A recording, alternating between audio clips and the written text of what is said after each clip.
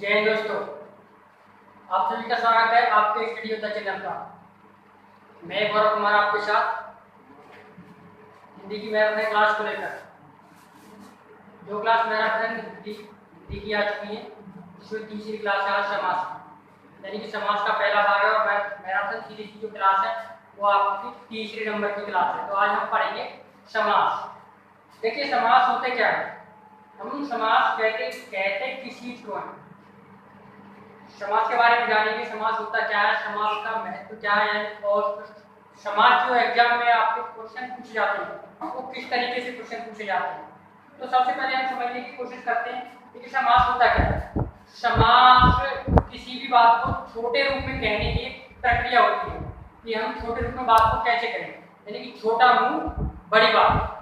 तो वो होता कैसे है, जैसे आपने लिखा राजा का पुत्र, ये शब्द लिखा आपने राजा का पुत्र। आपको पता है कि किसी राजा का बेटा है। आप इस राजा के पुत्र को दूसरा नाम भी दे सकते हो, राजपुत्र। आप इसे इस तरीके से भी कह सकते हो। आपने पूरा सेंटेंस राजा का पुत्र ना लेकर एक संक्षेप में बात कह दी। कैसे कह दी? शॉर्ट वे में बात कह दी कि राजपुत्र है वो। तो अब तुमने जब ये बात कह दी तो समास में हमने बताया था छोटा मुंह बड़ी बात, यानी कि जो बड़ा था इसके अंदर जो विभक्ति थी का उसका लोप करके आपने बना दिया उसका राजपुत्र। तो दोस्तों, हमारा समास भी यही होता है। समास का जो अर्थ होता है वो होता है आपका संक्षेप, यानी कि समास का अर्थ होता है आपका संक्षेप। और संक्षेप में किसी बात को कहने की प्रक्रिया, संक्षेप में किसी बात को कहने की प्रक्रिया वो आपको कहलाती है संक्षिप्तीकरण। यानी कि जो आप संक्षेप में किसी भी बात को कहोगे तो वो आपका कहलाएगा संक्षिप्तीकरण। अब देखिए, समास जो होता है, समास बना होता है आपके दो या दो से अधिक शब्दों के योग से। वो शब्द भी कैसे हों, वो एक आपके सार्थक शब्द होने चाहिए। कैसे होने चाहिए? सार्थक, जिसका कुछ अर्थ निकलता हो। हर चीज का समास नहीं हो सकता। जैसे आप बोले रसोई खाना, रसोई खाना में समास नहीं हो सकता। आपको कुछ अपवाद मिल जाएंगे, वो एक अलग बात है। देखिए, हमने बोला समास दो शब्दों से मिलकर बना होता है। जैसे राजपुत्र था, राजपुत्र, पुत्र जो है एक अलग शब्द है और राज जो है वो एक अलग शब्द है। पुत्र बेटा के लिए और राज राजा के लिए। तो यहाँ पर क्या है? दो शब्द है। अब दो शब्द में जो पहले वाला शब्द होता है, पहले वाला शब्द, पहले शब्द को कहते हैं प्रथम पद। यानी कि पहले शब्द, पहला जो शब्द होता है, पहला शब्द वो होता है दोस्तों आपका प्रथम पद, या प्रथम पद को हम कहते हैं पूर्व पद। दो चीजों के नाम से भी जानते हैं पूर्व पद। इसके बाद जो दूसरा शब्द होता है, दूसरा शब्द होता है आपका उत्तर पद। उत्तर पद या बोले बाद वाला, बाद वाला जो पद होता है वो होता है आपका उत्तर पद। इसे दूसरा पद भी आप कह सकते हैं। दूसरे पद को हम क्या कहते हैं दोस्तों? उत्तर पद कहते हैं। देखिए, जब आपने समास को किसी छोटे रूप में कह दिया तो वो कहलाया आपका संक्षेप में, और संक्षेप में कहने का जो प्रक्रिया थी वो संक्षिप्तीकरण थी। और जब आप समास में क्या है, आपकी विभक्ति का भी लोप हो जाता है। देखिए, समास जो होता है वो आपका संस्कृत की धातु होती है सम प्लस आस, उससे मिलकर बना होता है। सम प्लस आस एक धातु होती है संस्कृत की, जिससे आपका समास मिलकर बना होता है। तो ये जो सम है आपका, सम का मतलब होता है संक्षेप, यानी बोले संक्षिप्त, संक्षिप्त। और आस का मतलब होता है आपका कथन, यानी कि संक्षिप्त कथन।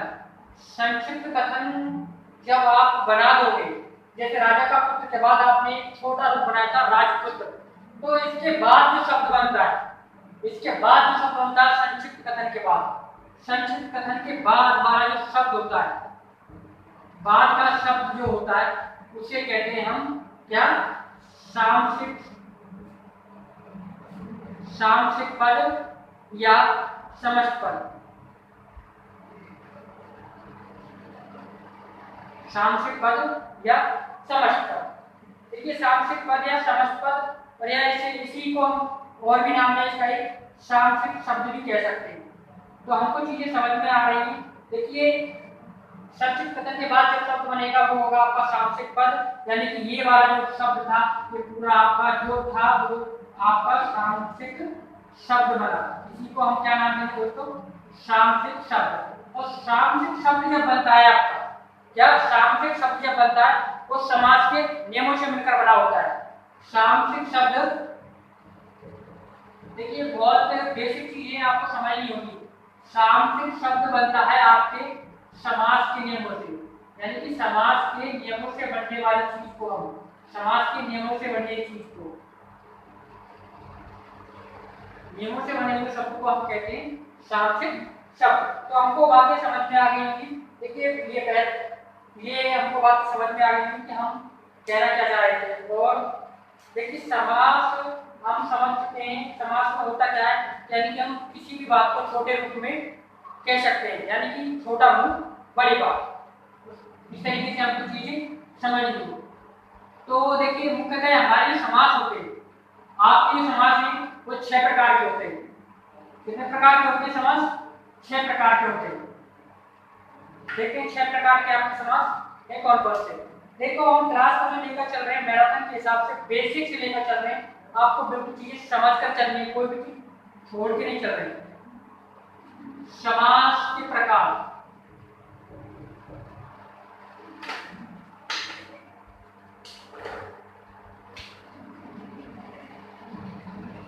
समास के जो प्रकार हैं, समास के प्रकार हैं आपके 6, यानी कि समास जो होता है मुख्यतः आपका 6 प्रकार का होता है। और 6 प्रकार का जो समास है वो कौन कौन सा समास है उनके एक बार नाम जानते हैं, उसके बाद क्रम से प्रत्येक समास का एक एक करके अध्ययन करेंगे कि समास कौन कौन से।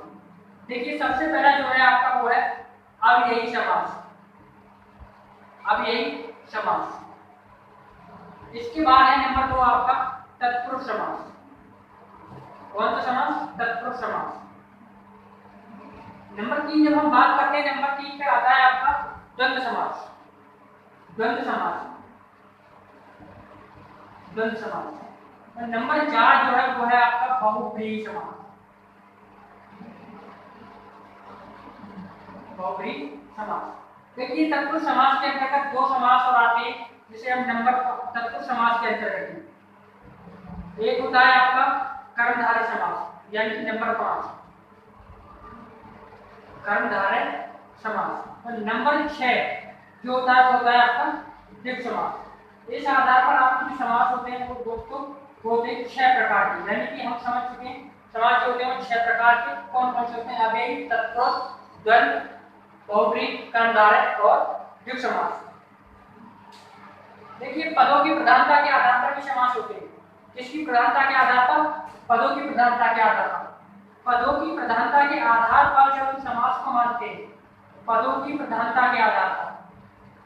देखिए पदों की प्रधानता का मतलब है हम उत्तर पद के आधार पर समासों का भी वर्गीकरण करते हैं, उनको भी उसके हिस्सों में बांटते हैं पदों की प्रधानता के आधार पर।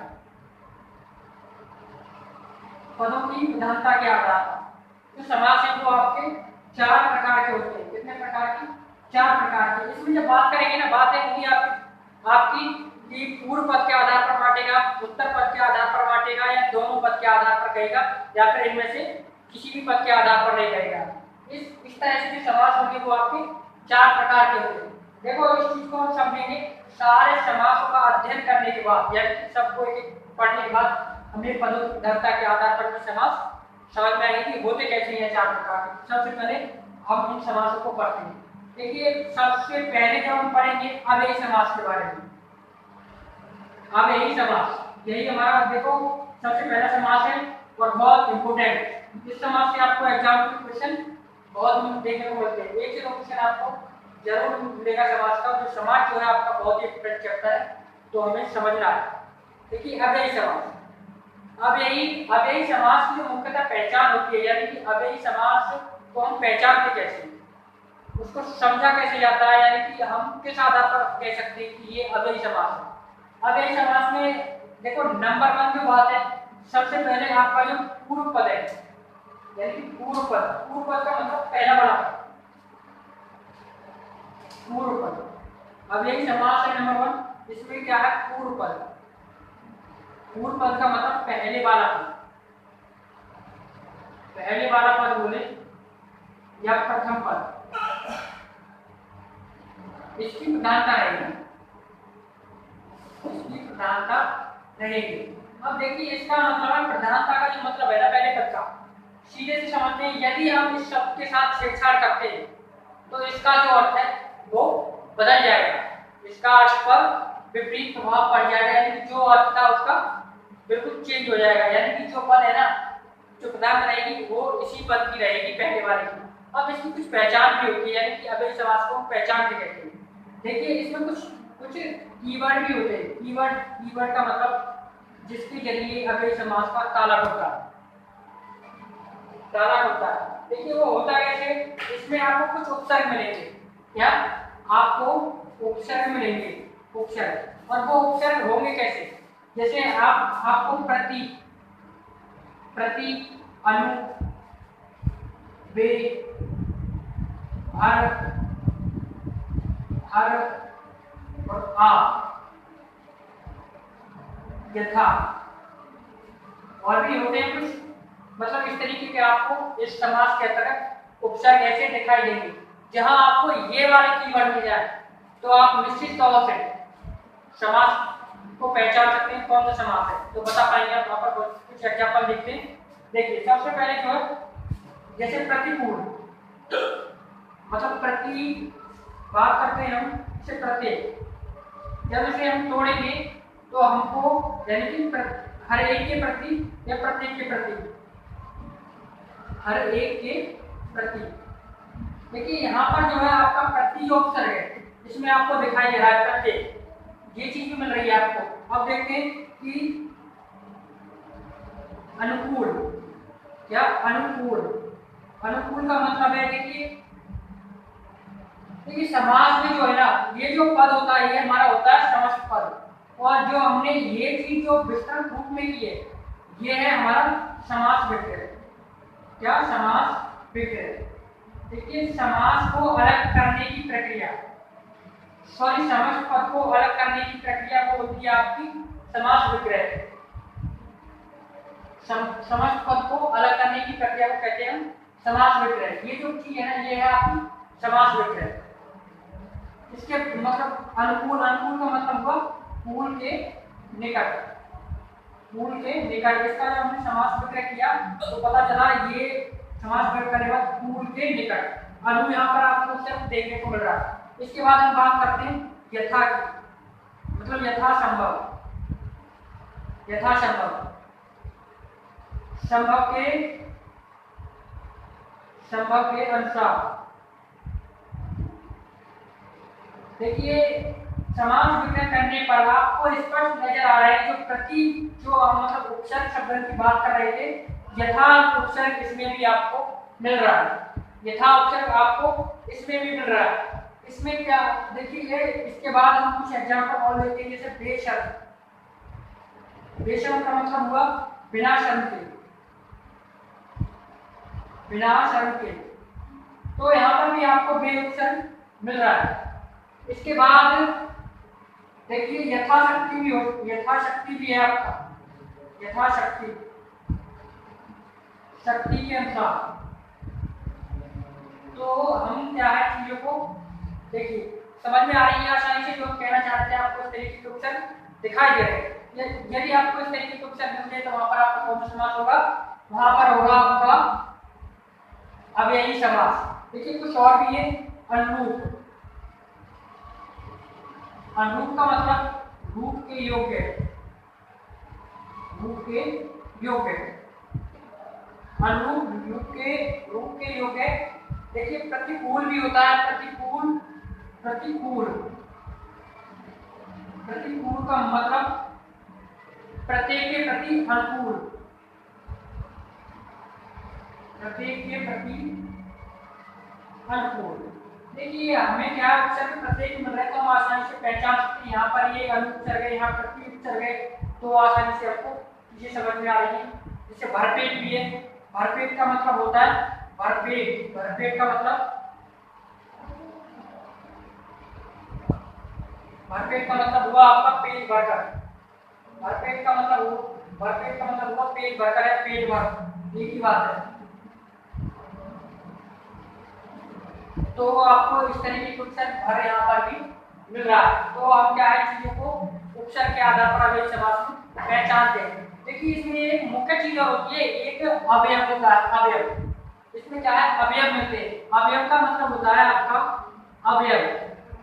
इस पर क्या है, लिंग वचन कारक होते, लिंग अवयव पर ना लिंग वचन कारक के परिवर्तन करने पर भी, कारक के परिवर्तन करने पर भी, परिवर्तन करने पर उसके अर्थ पर कोई भी अंतर नहीं पड़ता। देखिए वो कैसे होता है, आपने जैसे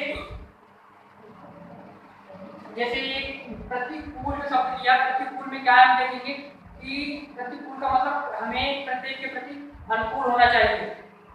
इसमें क्या है, वचन। देखिए इसके बाद बोलेंगे लड़कियों को समाज के प्रति भी अनुकूल होना चाहिए।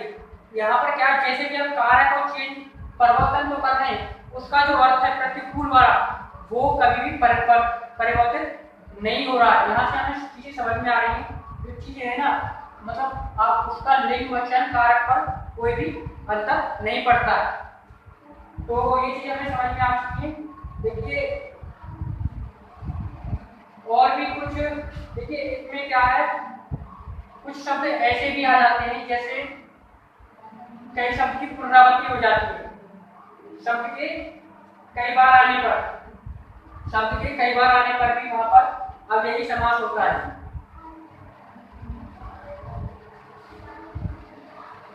शब्द के कई बार आने पर,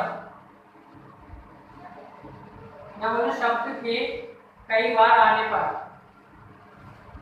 या पुनरावृत्ति बोले, अब यही समास होता है। देखिए वो कैसे होता है, उसे देखते हैं। जैसे हाथों हाथ, क्या हाथों हाथ, देखिए एक जैसा शब्द है। यहाँ पर देखो ज्यादातर जो है ना, आपके एग्जाम में यही से क्वेश्चन उठता है, आप इसको घुमाने की कोशिश करेगा, बोलेगा यहाँ पर आपका जो है ना द्वंद्व समास हो सकता है। यहाँ पर जो है ना एक शब्द की पुनरावृत्ति होने पर, यानी कई बार आने पर, जब इसका आप समास को क्या करोगे ना, ये होगा हाथों ही हाथ। तो एक जैसे शब्द की पुनरावृत्ति होने पर वहां पर जो समास होगा ना, वो होगा आपका अब यही समास।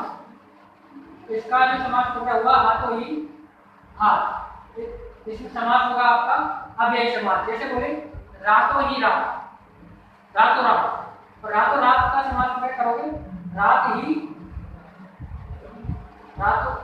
रात। तो इस आधार पर क्या है, जो आपका समास होगा वो होगा अब यही समास। जैसे बोले दिनों दिन, दिन ही दिन, तो चीजें समझ में आ गई होंगी। यहाँ पर जो होगा आपका अब यही समास होगा। देखो मुख्य पहचान और भी बता दी जो समास की है। समास में क्या है, समास जो होता है ना आपका शब्दों का योग होता है, यानी शब्दों का खेल होता है समास। समास जो होता है वो होता है आपका शब्दों का योग, शब्दों के योग से ही आपका समास बनता है। और जो आपकी संधि होती है दोस्तों आपके वर्णों के मेल से, या बोले ध्वनि के मेल से,